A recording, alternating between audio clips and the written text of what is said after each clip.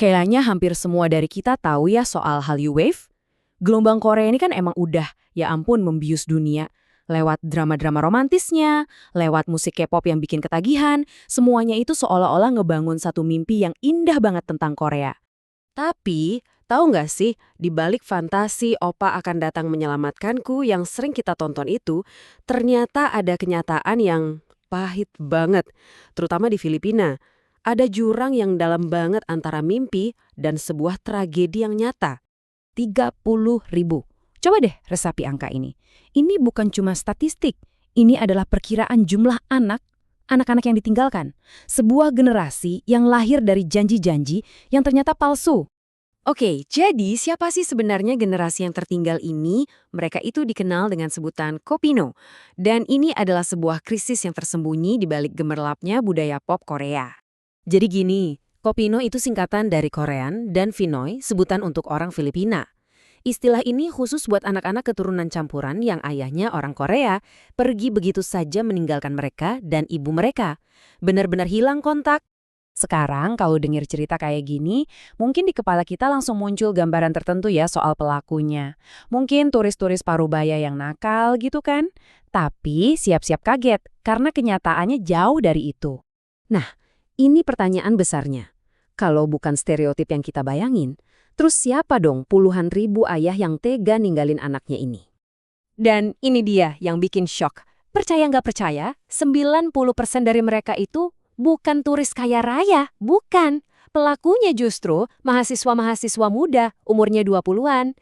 Iya beneran, 90%. Coba kita lihat lebih dalam lagi profilnya. Jadi mereka ini datang ke Filipina buat belajar bahasa Inggris karena biayanya jauh lebih murah di sana. Anggaran mereka pas-pasan, jadi mereka nggak nyewa pekerja seks komersial, tapi malah memacari perempuan lokal. Sasarannya siapa? Bisa jadi gurunya sendiri atau kasir minimarket. Modalnya bukan uang, tapi janji-janji manis, janji cinta, janji nikah, bahkan seringkali mereka pakai identitas palsu. Lalu, pertanyaannya, kok bisa pola eksploitasi kayak gini terjadi begitu masif dan efektif? Yuk, kita coba bedah prosesnya. Polanya tuh jelas banget dan jujur aja kejam.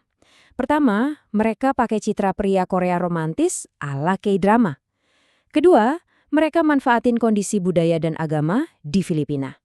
Ketiga, yaitu tadi, mereka kasih harapan palsu. Dan terakhir, begitu kursus bahasa Inggrisnya selesai, mereka hilang tanpa jejak sama sekali. Di titik ini, mimpi Korea itu berubah fungsi. Dari yang tadinya cuma hiburan, jadi semacam alat.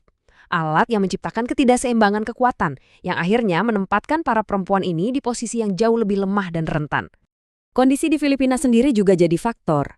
Kepercayaan Katolik di sana kan kuat banget, jadi hal-hal seperti kontrasepsi dan aborsi itu dianggap tabu.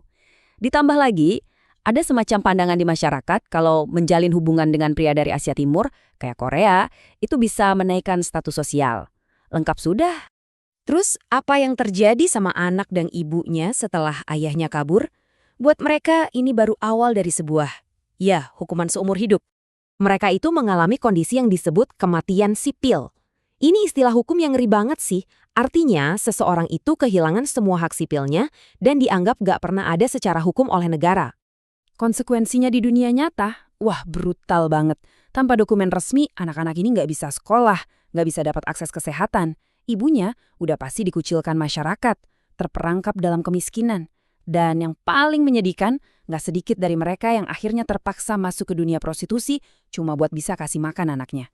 Tragedi ini di satu sisi memang mengungkap adanya standar ganda yang bikin geram. Tapi di sisi lain, ini juga memicu munculnya gerakan perlawanan yang kuat dari masyarakat sipil. Nah, disinilah kita lihat ada semacam kemunafikan di tingkat negara. Pemerintah Korea Selatan itu kan vokal banget ya, menuntut pertanggungjawaban dari Jepang soal isu wanita penghibur di masa perang.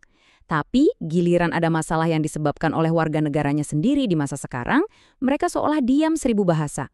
Untungnya, di tengah kekosongan peran pemerintah ini, muncullah pahlawan-pahlawan dari masyarakat. Ada aktivis kayak Ko Boncang dan organisasinya yang namanya We Love Kopino. Mereka berjuang untuk memberikan keadilan bagi para korban. Strategi mereka ini bisa dibilang kontroversial, tapi ternyata cukup efektif. Mereka bikin situs web, lalu memajang foto dan identitas para ayah yang kabur ini.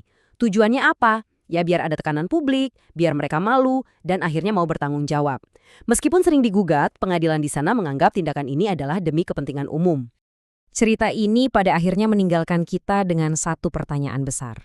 Kalau sebuah mimpi budaya yang indah dieksploitasi sampai jadi mimpi buruk di kehidupan nyata, sebetulnya siapa yang punya tanggung jawab untuk bangun dan sadar?